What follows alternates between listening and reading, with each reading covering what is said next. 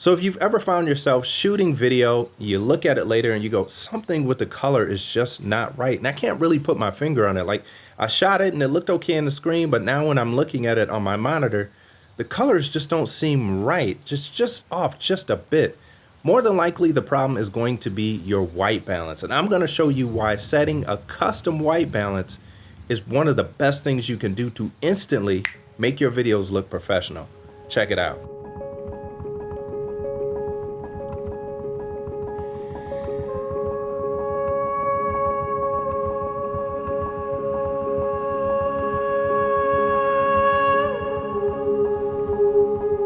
I'm sitting outside right now because it feels good, and I've set up my custom white balance using this gray card right here. Now, some people will use a white card, but it really doesn't matter. I like using the gray card. But what this will do is allow you to get accurate colors every single time. Now, as I sit out here, the white balance is going to change, or the color temperature is going to change. So I may end up being a little bit blue or a little bit more red by the end of this video. Now, typically, this is why you want to shoot with artificial light, because you can set the color temperature on the light and it doesn't change. It's going to be consistent throughout. But one of the reasons you do want to use one of these cards, let's say you're going to be shooting all day. Maybe you're shooting an event. You're going to be going from indoors to outdoors. Well, what you want to do is when you transition from outdoors to indoors, you want to go ahead and set up another custom white balance using this card.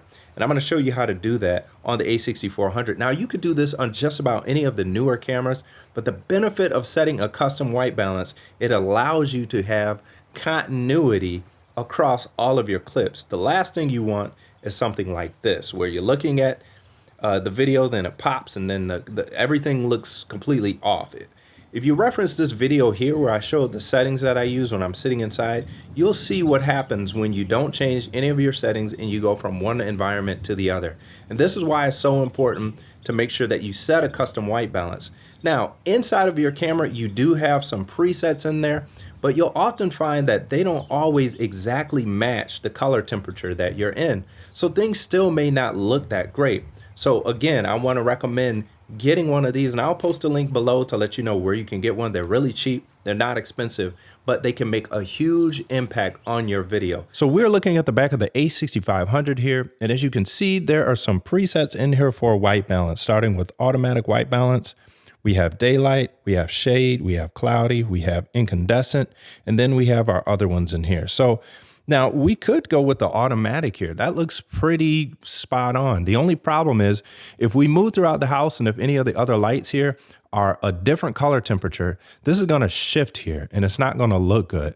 And then when we go from shot to shot, we're going to have to play with a bunch of settings to get everything to look right. So the best thing to do is to come in here using, again, our gray card, and we will go to custom white balance setup. Now this is a little bit different on the A6400, but it's the same principle. So you can go into any of these settings here. Well, actually with this one, you go to set, you'll get this little dot on the screen. I don't know if you can see that, but what you'll do is you'll take your white balance card, put it in front of the screen, and you'll hit this center button here. And this will give us our white balance. And we can see the white balance is telling us it's at around 4600 Kelvin. So we'll go ahead and hit select to register that in. And that is our white balance. Now it may look a little bit weird here on camera just because of the LCD screen, but looking at the back of this screen in real time, this color looks spot on. Now, if these videos have been helpful to you and you enjoy them, then go ahead and hit the like button and subscribe, because there's going to be a lot more quick tips and things like this to come. I do it every Wednesday and then a longer video on Sunday. So hopefully this was beneficial to you.